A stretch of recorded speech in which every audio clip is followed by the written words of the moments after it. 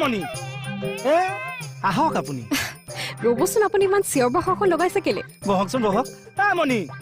মণি আও এয়া চোৱাচোন কোন আহিছে মেডাম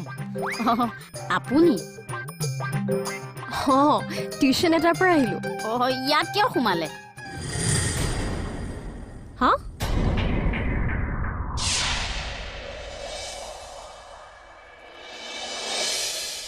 নহয় মানে আমাৰ ঘৰত কিবা কামত আহিলে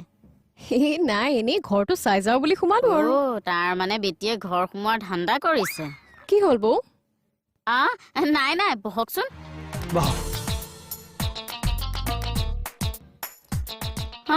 আপুনি আকৌ কিয় বহিলে